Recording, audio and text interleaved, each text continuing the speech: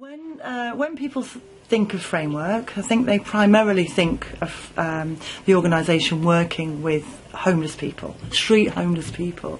And the reality is that across Framework we work with a lot of different groups of people. And I think the whole issue of mental health is absolutely profound across the homelessness sector.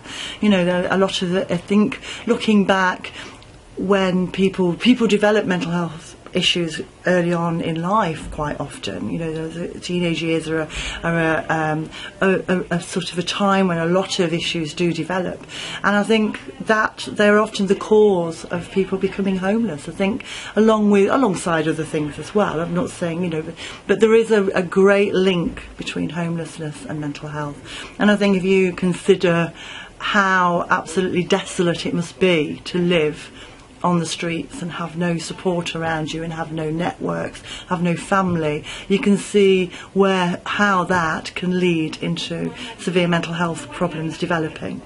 So the services within Framework that do work in the mental health field have been around right from the very beginning. I think there was an understanding before Framework, from the Nottingham Help the Homeless days and Macedon, that mental health was a real issue among the homeless community, and that's when the first services were set up by Framework, by those organisations, to give people security and safety and places where they could start to move forward again on their journeys. So really the tradition of Framework lies within those services, as well as working with street homeless people. Do you think the public understand mental health problems, or do you think they kind of generalise and stigmatise?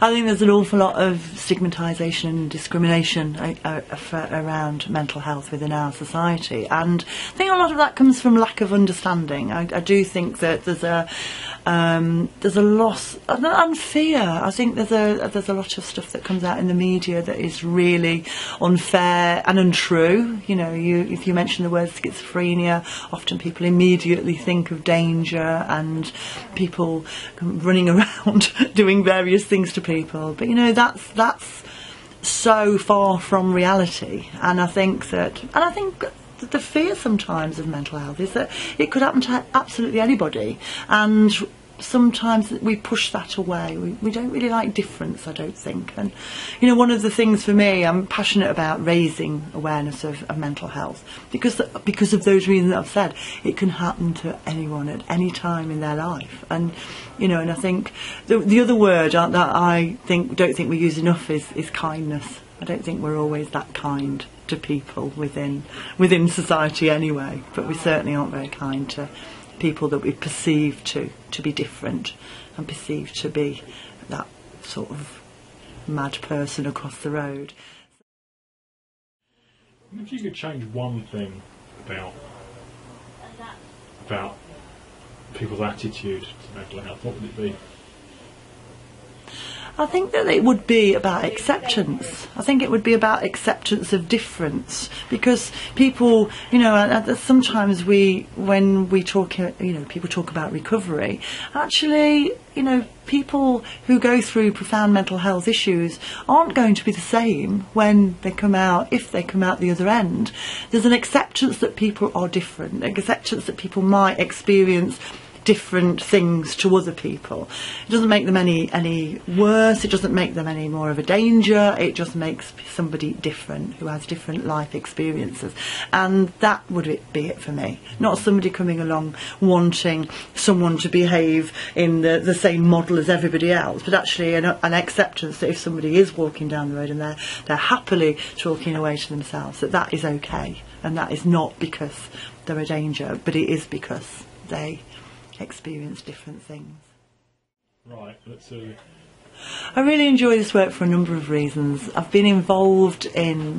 worked for Framework for 14 years now, and I can honestly say that I'm as enthusiastic today as I was when I first started. I consider myself to be incredibly lucky This is a fantastic job at Hughendon. I am a service manager, but I get to work alongside service users every day. And the reason I got into the work in the first place was to work with the people who who use the services. That was what I wanted to do.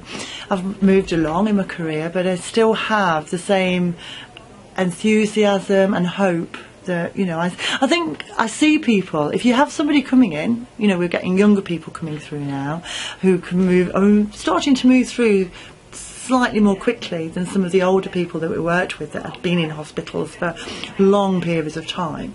But, so you can see somebody moving on and getting their home for the first time. Just see somebody sitting on an interview. We've had an interview panel today where a number of service users sat on their own separate panel to interview prospective workers for the service, and see how well that went and how proud they were, to somebody like we said before, going and making a cup of tea or something to eat. Every single day there are things that uplift you. Every single day there are things that people say. There's a lot of laughter in this place. We have, the doors are open all of the time. We have an open door policy.